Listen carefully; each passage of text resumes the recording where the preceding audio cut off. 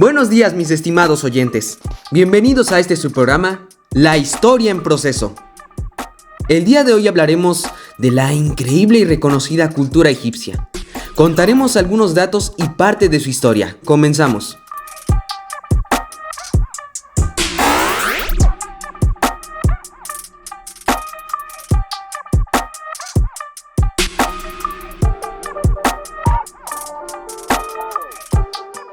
Momias y sarcófagos.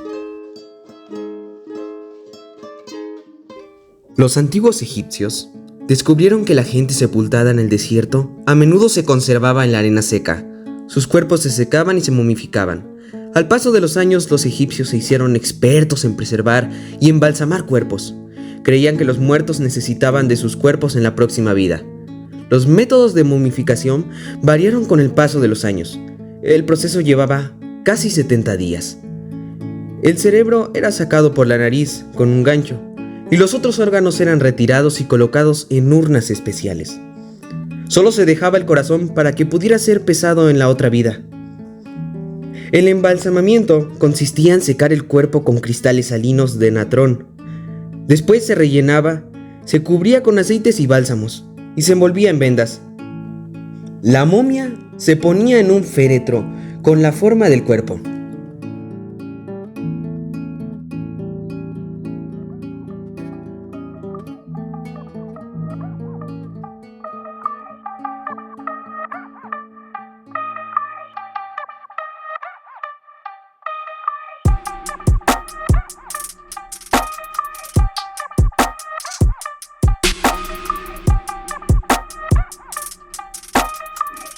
Los egipcios creían que cualquier parte del cuerpo de una persona se podía usar en su contra. Por esta razón, se retiraban los órganos y se almacenaban en canopes. Los conjuros escritos en ellos los protegían.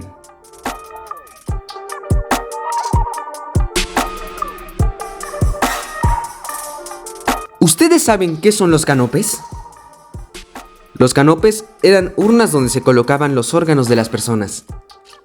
La urna con cabeza humana contenía el hígado, la de forma de babuino los pulmones, el estómago se ponía en la que tenía cabeza de chacal y los intestinos en la cabeza de halcón. Bueno, hemos aprendido en estas dos cápsulas lo que son los canopes. Pero ahora es momento de escuchar música egipcia.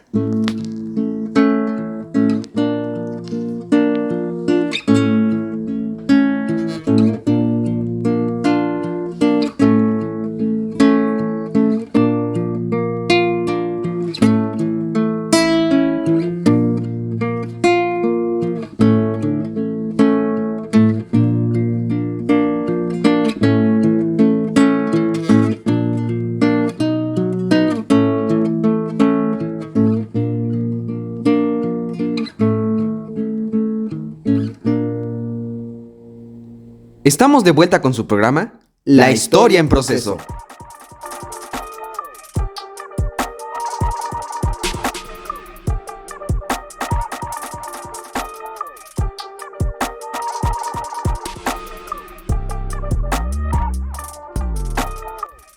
Si ustedes tienen alguna duda acerca de los egipcios, pueden hacérnosla al teléfono 244 56 77870.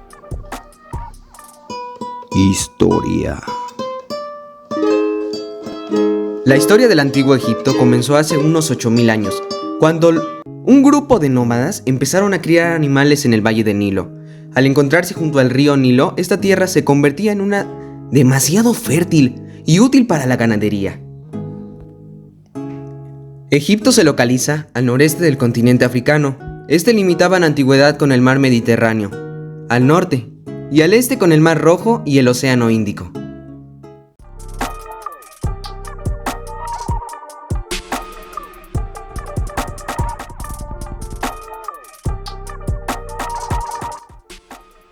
Hola Ram, tu programa es muy interesante.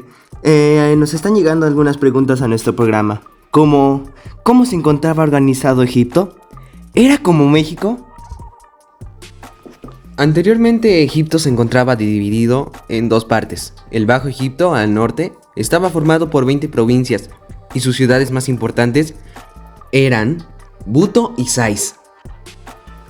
Tenían un faraón propio y sus reyes llevaban una corona roja y alargada. Su divinidad era la cobra. ¡Wow! Entonces, los animales eran muy importantes para ellos. Así es. Pero vamos a seguir aprendiendo sobre su división política. El antiguo Egipto, con 22 provincias, tenía como ciudades principales Hieracomópolis y Negeb. También con un faraón propio. La corona de sus reyes era blanca y su diosa era el buitre. Pareciera que el Alto Egipto fuera el que estuviera más cerca del norte, ¿no? En el año 3000 a.C., los dos reinos se unificaron y tuvieron un solo gobernante, el faraón, que era el que tenía el poder absoluto. Y nos están preguntando, ¿qué eran los faraones? ¿Eran presidentes o sacerdotes en esos tiempos? Los faraones eran como reyes, ya que según la creencia descendían de los dioses, y por eso eran tratados como tales.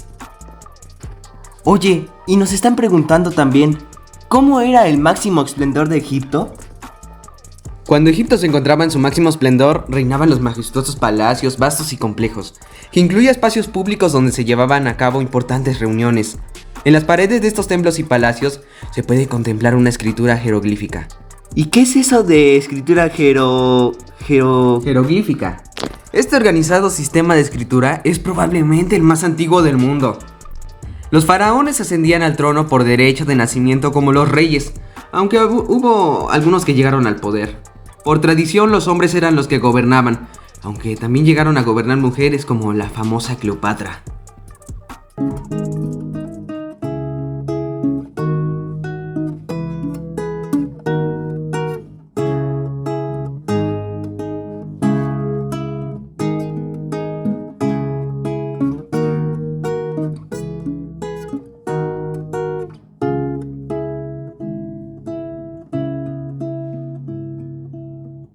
¿Sabías que los faraones tenían el privilegio de poseer sandalias de oro, las cuales formaban parte de los numerosos objetos que los acompañaban en su viaje a la otra vida?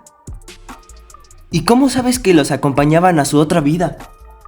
Pues porque los encontraban en sus cámaras funerarias. Oye, qué interesante se está poniendo esto. Pero vamos a un corte comercial.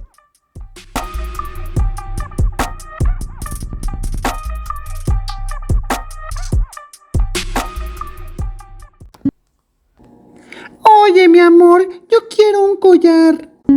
Collares coloridos Tutankamón. Compra tus collares coloridos, anchos, de colores brillantes, hechos de vidrio, flores, bayas y hojas, tal y como los usaban en banquetes y ocasiones especiales los grandes egipcios. Collares coloridos Tutankamón.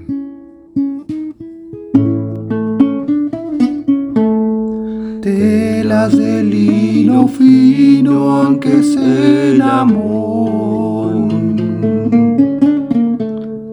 Para que se enamore, como se enamoró Tutankamón de... Telas de lino fino, aunque se enamore. Estamos de vuelta en La Historia en Proceso. Bueno, Ram, es momento de continuar con el tema de los egipcios. Pero no podemos hablar de los egipcios sin hablar también de las pirámides. Y es que nuestro público pide escuchar algo acerca de ello. ¡Te escuchamos! Las pirámides fueron una idea de los faraones.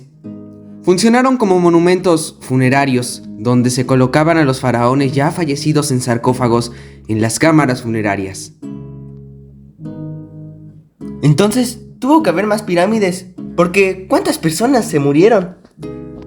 En un momento de la historia, los egipcios cambiaron la forma en la cual eran enterrados, dejando atrás las emblemáticas pirámides para pasar a construir tumbas subterráneas, secretas. Pues una de las razones fue porque las pirámides eran objetivos obvios para los saqueadores. ¿Saqueadores? Entonces, ¿se robaban las cosas de las tumbas? Sí, ya que los faraones eran acompañados por los objetos que necesitarán en la próxima vida. Bueno, nos queda muy poco tiempo en el programa, pero el público quiere saber cuáles eran los lugares más emblemáticos de Egipto. Bueno, aparte de las pirámides, habían otros lugares muy representativos. Entonces, ¿podrías explicarlo de una manera más resumida? Bueno, en primer lugar está el templo de Horus, el camino a Isis, el templo de Calabsha, Karnak. ¿Podrías explicarnos cuáles eran los datos más importantes de esos lugares que nos mencionaste? Una estatua de Horus, el dios halcón, cuida el templo de Edfu. Había un templo en este lugar durante el Imperio Nuevo, sin embargo, el edificio que existe hoy se remonta al periodo de la dominación griega. Este templo estaba dedicado a Horus y su esposa, la diosa Baka Hathor. Dentro del templo hay relieves de roca que representan a Horus peleando contra los enemigos de Osiris, su padre. Contra su padre. ¡Qué cosas! Debe ser una historia muy interesante. Continúa, por favor. El templo de Calabsha era uno de los más grandes en la parte baja de Nubia. En los años 60 se construyó la presa de Asuán, que inundó la parte baja de Nubia. Muchos monumentos como los de Abu Simbel y Philae tuvieron que reubicarse. El templo de Calabsha fue desmantelado y sus 13.000 bloques de piedra se trasladaron a la nueva Calabsha, donde se reconstruyó. ¡Wow! Yo no sabía que era posible eso. Pero rapidísimo, cuéntanos el camino a Isis. El templo de Philae se erigió en honor a Isis, la diosa madre. Era adorada en todo Egipto y en muchos otros sitios. Grandes pórticos llamados pilones custodian el templo. Los pilones resguardan el acceso de muchos templos egipcios y eran usados en ceremonias especiales. Bueno, Ram, lamento mucho que se nos haya acabado el tiempo. Ahora invito a nuestro público a que nos digan qué tema quieren que hablemos en nuestro siguiente programa. Este fue su programa, La Historia en Proceso.